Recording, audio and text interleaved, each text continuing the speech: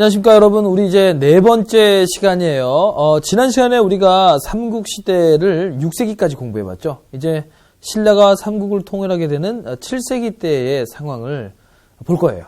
그리고 가야 이야기 좀 하나 더 덧붙여보고요. 교재는 역시 지난 시간에 이어서 마찬가지로 34페이지를 한번 펴보십시오. 마지막 34페이지 보면 맨 밑에 이제 7세기 이야기가 나오는데요. 제가 근데 일부러 이거 한번 적어봤어요. 미리 이거 삼국통일기라고 하면서 7세기를 삼국통일기로 표현하고 미리 이렇게 적어봤는데요. 왜냐하면 사실 7세기를 이해하기 위해서 가장 좋은 방법은 고구려 백제 신라의 각 왕들을 공부할 게 아니고요. 신라가 결국 삼국을 통일하게 되는 그 과정이 있죠. 그걸 아는 게 가장 중요하고 모든 문제도 그런 방향으로 나옵니다. 여러분 아시겠죠? 그러니까 그 점에 포인트를 두시고 공부를 해두시면 될 건데요. 자, 우리 제가 적어놓은 거 한번 보죠. 여러분들은 이건 좀 필기를 해놓으세요. 그러니까 지금 하실 필요는 없고 제 말씀 들은 다음에 강의 끝나신 다음에 지금 여기 있는 이 부분들을 정리하셔서 필기를 쭉 해두시면 될 것 같아요. 7세기 때 여러분 삼국통일기 때 제일 먼저 있었던 중요한 변화가 뭐냐면 6세기 말에 중국이 하나로 통일되었다는 겁니다. 즉 수나라가 들어서게 됩니다. 중국이 두 개로 쪼개져 있을 동안은요. 남북조 시대였죠. 그 전까지. 남북조 시대에는 중국이 우리나라 국내 문제에 개입을 하는 것이 한계가 있었습니다. 그런데 이번에 이제 중국이 하나로 통합을 하게 되면서 과거에 중국이 누렸던 지위를 다시 회복하려고 합니다. 자, 과거에 중국이 통일되어 있을 때 남북조 시대, 56국 시대, 삼국시대 이전에 중국도 한나라라는 나라가 있었죠. 잘 아시다시피 한나라가 고조선 땅을 식민지로 만들고 한반도 꽤 깊숙한 곳까지 자신들의 식민지를 갖고 있었잖아요. 이게 한 9년이고 지난 시간에 공부했던 걸 떠올려 보신다면 고구려의 미천왕 때 이 한 9년의 마지막 식민지였던 낙랑군을 몰아내었다고 제가 말씀드렸었죠. 네, 이게 제가 이 말씀 드리는 이유가 중놈들은 그렇기 때문에 과거에 옛날에 한반도와 만주까지 우리가 영향력을 행사한 적이 있었는데 이걸 다시 회복시켜야 되겠다. 근데 지금 보세요. 고구려가 너무 컸죠. 백제나 신라도 중국한테 겉으로만 충성을 얘기하지 실제로는 독자적으로 움직이고 있죠. 이걸 당나라, 중국 중심, 수나라, 중국 중심의 체계로 다시 묶어놔야 되겠다는 생각을 한 겁니다. 그래서 중국이 통일되자마자 전쟁을 도발하게 되는데요. 그래서 고구려와 중국의 수나라 사이에서 전쟁이 일어나게 됩니다. 이게 살수대첩이죠. 여러분 살수대첩 말씀 들어보셨죠? 네, 살수대첩은 서기 612년에 을지문덕 장군이 맹활약을 했던 전투이죠. 무려 113만 3천 명의 대군, 중국 역사상 가장 큰 대군을 이끌고 중국 군대가 쳐들어오게 되었는데 이때 이 중국 군대를 살수해서 우리 군대가 박살을 내서 113만 3천 명이 숫자가 너무 많다 보니까 30만 명은 먼저 평양성으로 보냈는데 평양으로 넘어가기 위해서는 청천강, 살수를 넘어가야 돼요. 거기서 을지문덕 장군의 군대한테 처절하게 패배하죠. 2,700명만 살아 돌아갔다고 하니까 정말 이루 말할 수 없는 참패를 당했다고 할 수 있습니다. 그래서 이때 너무나 많은 돈을 낭비했던 수나라는 결국엔 멸망합니다. 우리 고구려가 수를 멸망시킨 건 아니지만 수의 고구려 원정이 참담한 실패로 끝나게 되면서 중국이 멸망을 하게 돼요. 수나라가 너무 많은 돈을 써서. 그 수가 멸망하고 난 이후에 그 다음에 들어선 나라가 당나라입니다. 당나라도 역시 처음에는 고구려하고 사이좋게 지내는 척 하면서 내신을 다졌지만 실제로는 또다시 수나라가 했던 것과 마찬가지로 고구려가 갖고 있는 그 동북아시아 동쪽 지역의 기득권을 뺏으려고 해요. 자, 한편 한반도 남부에서는 백제하고 신라가 엄청나게 싸우고 있었습니다. 자, 다시 지난 시간에 공부했던 기억 떠올려 보세요.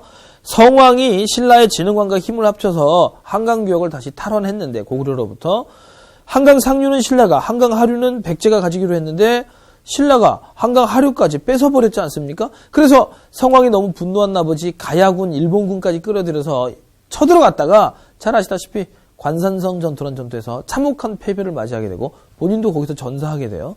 그래서 신라 중심의 우위가 확고하게 확립되게 돼요. 그리고 사실 백제는 그 이후에 꽤 긴 시간 동안 좀 또 힘든 시기를 보냈어요. 하지만 백제의 무왕, 또 그 다음에 마지막 왕이었던 의자왕 때가 되면 백제의 국력이 다시 충실히 회복이 됩니다. 그래서 백제가 신라에게 도발을 합니다. 근데 재밌는 게 이 가장 유명한 전투가 이 대야성 전투인데요. 대야성이란 거는 큰 대자에다가 가야의 야자거든요. 즉 신라 진흥왕 때 가야를 점령한 다음에 가야의 옛 땅에다가 경상남도 합천 땅에다가 대야성이라는 성을 쌓아서 가야 지역의 지배를 총괄하는 성의 본부로 삼아요. 그런데 이 대야성을 백제군이 쳐들어와 가지고 그냥 함락시켜 버린 거죠. 이 얘기는 뭘 의미하는 거죠? 즉 낙동강 서쪽에 있었던 옛 가야 땅을 백제가 다 뺏었다고 보시면 돼요. 그러면 옛 가야 땅을 백제가 다 뺏었다면 낙동강만 넘어가면 바로 신라의 수도인 경주입니다. 신라 입장에서는 굉장히 위험한 상황이 된 거죠. 게다가 백제의 의자왕은 처절하게 복수를 하겠다는 걸 보여주기 위해서 보통은 성주가 항복을 하면 죽이지 않거든요. 포로로 두던가 아니면 인질로 두던가 아니면 신라에 잡혀가 있는 백제의 인질과 교환을 하던가 이렇게 되는데 죽여버립니다. 문제는 이 성주가 누군지 아십니까? 김춘추. 나중에 태종 무열왕이 되는 신라의 김춘추의 사위입니다. 사위뿐만 죽인 게 아니고 그 김춘추의 딸까지 다 죽여버립니다. 그리고 이 시체를 들고 가서 의자왕이 살고 있는 궁궐 바닥 밑에다가 묻어버립니다. 그러니까 공개적으로 신라의 도발과 모욕을 한 것이죠. 땅을 뺏긴 것뿐만 아니라 자존심까지 상하게 했다라는 겁니다. 그래서 신라의 김춘추가 너무 억울한 나머지 근데 신라의 국력으로는 지금 백제랑 1대1로 승부를 하기 힘들어요. 왜? 신라가 백제보다 힘이 약하다기보다는 신라는 한강 유역을 확보하고 난 뒤에 한강 유역을 지켜야 됐기 때문에 군대를요 백제 땅 본토로 쳐들어갈 수 있을 정도로 모든 국력을 기울일 수 있는 여유가 없어요. 만약에 그렇게 되면 한강 유역에 있는 방비가 부실해질 거고 그러면 분명히 고구려가 쳐들어와서 이 땅을 뺏어버릴 거야. 옛날 장수왕 때처럼. 그렇기 때문에 이러지도 저러지도 못하는 상황이 되자 김춘추가 백제한테 복수한다고 고구려를 찾아갑니다. 그래서 고구려의 지도자였던 당시의 연개소문, 이름 많이 들어보셨죠? 고구려의 마지막 지도자였죠? 왕은 물론 따로 있습니다만 보장왕이라고 이거 허수아비 왕이었고 실제로 연개소문이 통치를 했죠. 연개소문을 찾아가서 제의를 합니다. 우리가 백제를 쳐들어갈 거니까 도와주십시오. 여기서 도와달라는 건 솔직히 말하면 별게 아니고 이거예요. 백제를 쳐들어갈 때 한강 유역을 쳐들어오지 말아달라는 얘기입니다. 고구려한테. 그 부탁을 하는데 고구려가 거절합니다. 내가 왜 그래야 되는데 이렇게 돼가지고 결국에는 이 동맹이 결렬돼요. 신라가 고구려에게 동맹 제의를 한 게 642년인데 이 동맹 제의를 고구려가 거부함으로써 신라는 당나라와 손을 잡게 될 것입니다. 이게 나당 동맹이 될 것이고요. 다만 오늘날의 역사가들은 이렇게 생각합니다. 이때 연개소문이 신라의 동맹 제의를 수용했다면 고구려가 뭐 그 뒤가 어떻게 될지 모르겠지만 적어도 그때는 멸망당하지 않았을 것이다라고 생각하고 있어요. 그건 뭐 당연하죠. 고구려가 멸망하게 된 가장 중요한 이유는 당나라가 힘이 셌기 때문이지만 당나라를 도와주는 신라가 있었기 때문에 가능했던 일이거든요. 고구려는 그 전에 중국과 1대1로 붙어서 늘 망하지 않고 그들을 격퇴했던 나라입니다. 근데 후방에서 신라가 도와주게 되면서 고구려가 결국에는 안타깝게도 멸망을 당하게 되거든요. 자, 저당간에 이래서 신라와 고구려의 동맹제의는 실패로 끝나게 되고 한편 당나라는 또 고구려를 쳐들어와요. 그래서 요동반도에 있는 안시성에서 치열한 전투를 펼치는데 이 안시성 전투에서마저도 우리가 당나라를 물리치죠. 이거는요 국제적으로 보면요 완전 개망신이에요. 이거 뭐 이해되십니까 여러분? 당나라는요 우리의 상상을 지금 중국 생각하시면 안 돼요. 지금 중국보다도 훨씬 힘이 센 나라라고 보셔야 돼요. 왜냐하면 어차피 우리 동아시아 쪽에 있는 국가들은 뭐 저기 유럽이나 아메리카들과 교류를 안 하던 시절이죠. 국제사회라고 하면 다 동아시아예요. 넓게 보면 동남아시아까지 포함하는. 근데 거기서 나머지 모든 국가의 국력을 합친 것보다 당나라가 더 인구도 더 많고 힘이 더 셌던 나라입니다. 그리고 실제로 거의 모든 전투에서 승승장구하고 있었고. 그래서 과거 남북조 시대 때 중국이 분열되어 있는 틈을 타서 성장했던 주변 민족들을 모두 정복하고 있는 상황입니다. 그런 상황에서 당나라가 고구려를 쳐들어왔는데 안시성에서 고구려가 당나라 군대를 격퇴하고 심지어는 더 넘어가서 고구려 땅 당나라 땅 일부까지 뺏어버리거든요. 실제로 중국 역사책에 보면 연개소문의 고구려 군대와 고구려의 동맹 부족이었던 말갈 부족의 15만 대군이 당태종을 위협하자. 왜냐하면 안시성 전투는 당태종이 직접 같은 전투예요. 당태종을 위협하자 당나라 황제였던 당태종이 벌벌벌 떨면서 진짜 못 빠지게 도망갔다고 돼 있어요. 그게 뭡니까 이게? 그러니까 그만큼 고구려가 국제적인 위상을 떨쳤다는 거고 또 한편으로는 당나라 입장에서는 이건 치명적인 일이에요. 만약에 당나라가 고구려가 이렇게 큰 승리를 거뒀음에도 불구하고 보복전을 하지 않게 되면 당나라 주변에 있는 다른 민족들도 당나라가 별것 아니네 라고 판단하고 끊임없이 당나라에게 도전장을 내밀게 될 겁니다. 따라서 어떻게든 당나라 입장에서는 고구려를 정리해야 되는데 이게 뭐 뾰족한 수가 없는 거예요. 이럴 때 고구려와의 동맹 제의가 거절되었던 신라의 김춘추가 배를 타고 당나라로 넘어와서 나당 동맹을 제의합니다. 그러니까 뭐 밑져야 본전이라는 생각에 당태종은 나당 동맹을 받아들여요. 하지만 이렇게 나당 동맹을 맺어진 게 645년인가 그런데요. 이렇게 맺어지고 난 뒤에도 한동안은 당나라가 신라를 믿지 않았어요. 왜? 이건 두 가지예요. 이것도 역시 마찬가지죠. 신라는 고구려보다도 훨씬 작은 나라인데 신라의 도움으로 당나라가 뭘 한다 이러면 또 보십시오. 동맹국이 되는 건데 이렇게 되면은 주변에 있는 당나라와 지금 친선 관계를 유지하고 있는 다른 민족들에게도 그런 대우를 해줘야 돼요. 그러니까 이건 사실 쉬운 일이 아니고 당나라의 자존심 문제이기도 해서 처음에는 긴가민가해서 뭐 찾아와가지고 김춘추가 뭐 동맹을 제의하니까 알겠다 이렇게 얘기는 했습니다만 별다른 움직임이 없었어요. 하지만 그 뒤에도 여러 번의 전투가 있었는데 계속해서 고구려가 당나라를 물리치게 되자 당나라가 안 되겠다. 신라랑 손을 잡고 진짜 일을 벌려야 되겠다라고 결심을 굳히게 된 거죠. 즉 시기는 좀 늦어졌지만 나당 동맹이 결성되었던 것이 고구려 백제에겐 최고의 비극적인 일이었던 것입니다. 왜냐하면요. 일단 백제는 신라군과 당나라군이 연합해서 만약에 백제를 쳐들어온다면 이걸 막을 힘이 없어요. 두 나라가 다 쳐들어온다면. 고구려는 어떻게 하면 버틸 수는 있겠지만 고구려 같은 경우는 버틸 수는 있겠지만 결국엔 지는 싸움이에요. 이렇게 되면. 왜? 중국이 고구려와의 전쟁에서 늘 고전을 했던 이유는 막대한 대군을 이끌고 가지 않고 조그마한 병력으로 쳐들어가면 고구려군이 박살을 내버릴 거고 대군을 이끌고 쳐들어가면 엄청나게 많은 식량이 낭비되는데 조금 있으면 고구려는 겨울이 와요. 조금만 전투하다 보면. 그러면 또 배고파가지고 돌아가고 굶어 죽고 돌아가고 동상당하고 돌아가고 이런 상황인데 만약에 신라가 후방에서 이렇게 보급 물자를 제공해 준다면 장기전을 할 수 있죠. 그러면 고구려가 못 버티죠. 어떻게든 연개소문이 이걸 막았어야 되는데 안타깝게도 이걸 막지 못했다라는 거죠. 그래서 우선 백제부터 쳐들어갑니다. 왜냐하면요. 신라의 목표는 백제고요. 당나라의 목표는 고구려입니다. 그래서 우선 조금 더 약한 나라인 백제부터 쳐들어가자라고 해서 660년에 백제를 멸망시키죠. 뭐 개백 장군의 뭐 황산벌 전투도 있고 했습니다만 결국엔 망하죠. 하지만 백제도 역시 600년을 버텼던 나라답게 백제 부흥운동이 곳곳에서 일어나게 되는데 복신, 도침, 흑치상지 같은 분들이 백제 부흥운동을 열심히 이끌었고 일본 군대도 와가지고 백제 부흥운동을 도와줬어요. 하지만 안타깝게도 결국에는 백제 부흥운동은 실패로 끝나게 됩니다. 왜? 워낙에 당나라 군대가 막강해요. 하지만 3년 가까이 당군과 신라군은 거의 곤경에 처하게 했다라는 거. 이런 점에서 볼 때 백제 부흥군의 이세가 이만저만이 아니었다는 겁니다. 근데 마지막 전투가 백강 전투인데 지금의 그 전라북도에 있는 만경강이라는 강이 있습니다. 호남평야에 흐르는 강인데 만경강 입구에 일본과 백제 부흥군 연합군 2만 7천 명대 당나라군 3만 명 사이의 전투가 일어나는데 여기서 15,000명 이상이 전사당합니다. 백제 일본 연합군이. 그래서 일본이 백제 부흥동에서 손을 떼게 돼요. 무서워가지고. 그리고 여기서 이제 거기를 끝나게 됩니다. 이게 663년인데요. 이렇게 백제 부흥운동을 전부 정리하고 난 다음에 고구려를 쳐들어갑니다. 첫 번째도 평양성까지 함락시킬 뻔했지만 고구려군의 완강한 저항으로 실패로 끝나서 철수하게 됐던 당신라군은 다시 한번 668년에 다시 한번 도전을 해서 결국 고구려를 기어이 항복을 받아내고 마는데 왜냐하면 연개소문이 죽게 되고 연개소문의 아들 삼형제가 서로 정권을 차지하려고 싸우다가 나라가 두동강이 나버려요. 그래서 그 분열의 틈을 타서 결국에는 평양을 점령한 거죠. 그러니까 직접적인 배경은 연개소문 이후에 국가의 분열로 멸망당한 거지만 냉정히 말했을 때 그때 망하지 않았다 할지라도 신라와 당군은 끝까지 고구려를 쳐들어갔을 거기 때문에 고구려 입장에서는 아마 버티기 힘들었을 거예요.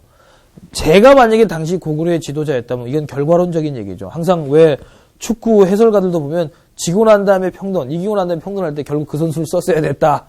저 팀하고는 수비를 두텁게 했어야 되는데 너무 공격 일변으로 나갔다 이런 얘기 하잖아요. 물론 결과 끝나고 난 다음에 얘기하기 쉽죠. 하지만 결과론적인 이야기들은 대부분 맞는 말이죠. 무슨 말이냐면 결과론적으로 얘기하자면 제가 만약에 당시 고구려 지도자였으면 백제가 멸망했을 때 바짝 정신을 차렸어야 됐어요. 냉정하게 말했을 때 신라의 목표는 백제거든요. 이제 신라는 자기 목표를 이룩했잖아요. 근데 당나라 놈들이 백제 땅에서 뭘 했냐면 뭐 백제 부흥운동 진압하는 과정에서 온갖 밉상과 추접한 짓을 다 떨었단 말이에요. 그럼 이제 신라 내부에서 당나라에 대한 반감이 커질 이때를 이용해서 고구려가 신라를 도와줬으면 그래서 백제에 있는 당나라군을 모두 몰아내고 백제의 땅에 대한 지배권을 신라한테 허락해줬다면 그리고 대신에 이런 동맹을 맺었다면 어차피 너희 신라 입장에선 중국과 신라가 국경을 맞대는 것보다는 나하고 니네가 국경을 맞대는 게 더 편하지 않겠느냐. 당연하죠. 당나라와 직접 국경을 맞대면 신라 입장에서는 피곤한 일이 한두 개가 아닐 거예요. 근데 고구려와 국경을 맞대면 아무래도 고구려가 당나라보다는 상대하기 수월한 나라죠. 이런 식으로 협상을 해가지고 신라를 나당 동맹에서 이탈시키는 전략을 썼어야 되는데 무슨 이유인지 모르겠지만 이도저도 아니었어요. 그렇다면 차라리 백제가 망할 때 고구려가 많은 군대를 보내서 이걸 도와줬어야 되는데 그것도 아니에요. 그러니까 중요한 시기를 계속해서 놓치고 있어요. 이거를 이제 대부분의 역사가들이 어떻게 생각하고 있냐면 고구려가 너무 자만감에 빠져 있었다. 왜? 중국과의 전쟁에서 거의 져본 적이 없으니까 자기도 모르게 이미 이렇게 교만해진 거죠. 외교전에서 가장 실수는 교만이거든요. 결국에는 그런 아무런 조치를 취하지 않게 되자 당나라군과 신라군에서 결국 고구려가 멸망당하게 된 거죠. 보십시오. 고구려가 멸망할 때 당나라가 보낸 군대가 40만 명입니다. 그리고 신라가 보낸 군대가 27만 명이에요. 27만 병력이란 건 신라에 있는 남자는 다 가지고 간 거예요. 전쟁에 나갈 수 있는 남자들은. 젊은 남자는 다 끌고 갔어요. 이게 가능한 이유가 뭐예요? 백제가 없기 때문이죠. 백제가 없기 때문에 모든 군대를 다 뽑아가지고 들고 나가도 아무 문제가 없는 거예요. 그러니까 그걸 왜 생각 못했을까요? 그러면 망하고 난 다음에 고구려는 또 이제 저력이 있는 나라니까 뭐 안승, 건모잠, 고연무 이런 사람들이 부흥운동을 해요. 하지만 이게 의미가 없는 게 백제도 망한 상황이고 고구려 하나 남았는데 당군과 신라군이 이 부흥운동을 진압하지 못할 이유가 없습니다. 다만 그래서 이 부흥운동이 그나마 몇 년 더 버텼던 건 신라가 말씀드렸다시피 당나라와 국경을 맞대는 것보다는 고구려와 국경을 맞대는 게 더 편하다고 판단하고 고구려 부흥운동을 도와줬기 때문에 그나마 몇 년 더 버틴 거예요. 근데 이때 당나라는 큰 배신감을 느꼈겠죠. 이거 봐라. 이것들 봐라. 그래가지고 당나라가 신라까지 멸망시키겠다고 전쟁을 도발합니다. 이게 나당 전쟁입니다. 신라와 당의 전쟁. 근데 이 전쟁에서 매소송 전투, 기벌포 전투 같은 전투에서 신라군이 당나라군을 물리치면서 어쩔 수 없이 당나라도 한반도에서 손을 떼게 되고요. 결국에는 서기 676년에 삼국 통일을 완성하게 됩니다. 무슨 왕 때? 문무왕 때 결국에는 삼국 통일을 완성하게 되는데 국경선을 대동강에서 원산반으로 잡습니다. 이게 어떤 의미가 있냐면 대동강이 딱 평양이거든요. 그러니까 고구려의 수도였던 평양을 기점으로 평양 이남까지는 신라가, 평양 이북까지는 당나라가 먹겠다는 협정이죠. 그래서 고구려 땅, 근데 물론 이제 고구려의 수도인 평양이 고구려 전체 위치에서 남쪽에 위치하고 있었기 때문에 사실은 고구려 땅의 대부분은 당나라가 차지하게 된 거지만 상징적인 의미로 봤을 때 백제는 신라가 또 고구려 땅도 평양을 기점으로 남쪽은 신라가 가지게 된 거니까 신라가 훨씬 유리한 조건으로 통일을 이룩하게 된 거죠. 네, 그래서 결국에는 신라가 삼국을 통일하게 되고요. 그 뒤에 당나라가 정신없는 틈을 타서 대조영이 발해를 건국하게 되죠. 그래서 이때부터 우리가 이 시대를 뭐라고 그러냐면 남국시대라 그러는 거죠. 그러니까 여러분들께서는 이 점을 이렇게 순서를 기억하시고 내용을 이게 무슨 전투가 있었죠, 무슨 전투가 있었고 순서가 어떻게 된지를 이해하시면 돼요. 검정고시 문제에서도요. 문제가 그나마 좀 어렵게 나온다면 7세기 문제를 나올 때 이렇게 순서를 물어봐요. 그러니까 지금 제가 적어드린 이 순서 아시면 충분해요. 남아도니까요. 이 정도를 딱 이해하시면 될 것 같고요. 그런 설명들이 이제 34쪽 이전에 쭉 있었던 거예요. 제가 그래서 지난 시간에 이런 말씀을 드렸죠. 여러분들에게 압축적이고 핵심적인 강의를 전달해 주는 게 더 여러분들한테는 일단 더 편할 것 같아서 표를 통해서 수업을 드렸다고. 이걸 완전히 이해하신 다음에 2세기부터 있었던 그 34페이지 표를 이해하신 다음에 28쪽부터 33쪽까지 내용을 한번 쭉 읽어보시기만 해도 돼요. 그러면 완전히 삼국시대는 끝나게 될 거예요. 아시겠죠? 자, 그리고 이제 가야 이야기 하나만 더 보시면 될 것 같아요. 가야에 대한 이야기는 29쪽을 펴보시면 지도가 하나 있을 거예요. 29쪽 지도를 펴보시고 저는 이 오른쪽에 뭘 좀 적어놨으니까 한번 가볼게요. 자, 여기 보시면요.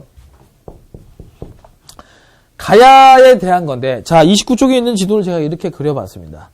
가야는요, 끝까지 고대 국가를 이룩하지 못했기 때문에 여러 개의 조그만 소국들로 구성되어 있었던 나라죠. 그렇죠? 그 중에서 금강가야와 대가야가 가장 유명했던 나라인데요. 금강가야가 바로,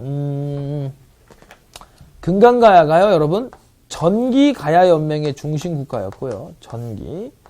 대가야가요, 후기가야연맹의 중심국가였습니다. 그러니까 여러분들 그 지도에다가 직접 해보시면 되죠.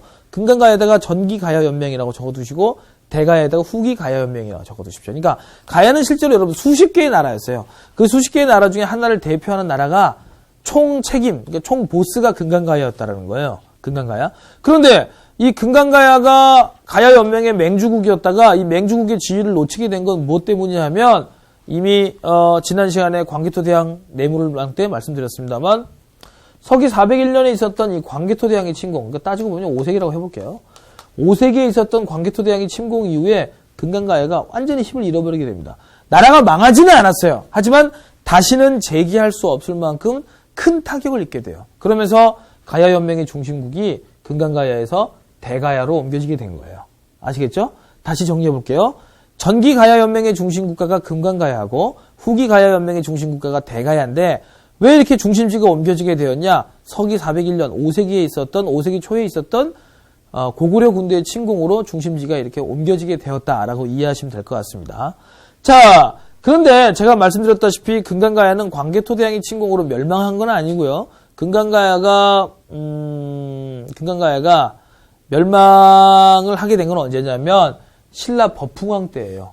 법흥왕 때 나라를 갖다 바칩니다. 도저히 버티기 힘들어졌던 금강가야가. 그래서 법흥왕이 좋아, 이런 식으로 편하게 항복을 하는 나라들은 내가 대우를 잘해줄 거야 라는 걸 보여주기 위해서 금강가야의 왕족을 진골 귀족으로 편입시켜줘요. 즉 신라의 왕족으로 편입시켜준다고요. 하지만 실제로는 양아들이 된 거죠. 하지만 실제로는 이게 정통 진골이 아니잖아요. 그래서 내부적으로는 같은 진골이지만 내부적으로는 차별이 좀 있었던 것 같아요. 바로 이 가문이 누구 가문이냐면 김유신 가문이에요. 그래서 김유신 가문이 많은 공을 세웠음에도 불구하고 같은 김씨임에도 불구하고 정통 경주 출신의 김씨들에게 차별을 받게 되자 동맹 세력이 필요했었고 이때 마침 권력을 강화하고 있었던 김춘추와 의견이 맞아가지고 김춘추와 김유신이 동맹을 맺게 되죠. 결혼을 통해서. 김유신의 여동생과 김춘추가 결혼을 하게 되죠. 또한 여왕이란 이유만으로 당시에 수많은 그 진골 귀족으로부터 무시를 당하고 있었던 선덕여왕이 짜증이 나 있는 상황이었는데 선덕여왕과 김춘추와 김유신이 3자가 동맹을 맺게 됩니다. 예. 이들이 결국에는 통일신라 시대를 열게 될 거예요. 자, 대가야는요. 저번 시간에 제가 관산성 전투 때 잠깐 말씀드렸었는데 자꾸 진흥왕이 괴롭히니까 마지막 배팅으로 백제랑 손을 잡아서 신라의 본토인 관산성을 침공했었는데 안타깝게도 이 관산 전투가 패배하게 되죠. 그래서 결국 대가야도 진흥왕 때 멸망을 하게 돼서 가야연맹이 완전히 신라의 땅으로 흡수되게 됩니다. 자, 이게 6세기 때 일이죠. 그러니까 결국 가야는 정리해보자면 중앙집권적 고대국가로 성장하지 못한 상태에서 결국에는 6세기 때 이렇게 멸망을 하게 되었다라는 얘기가 되겠고요.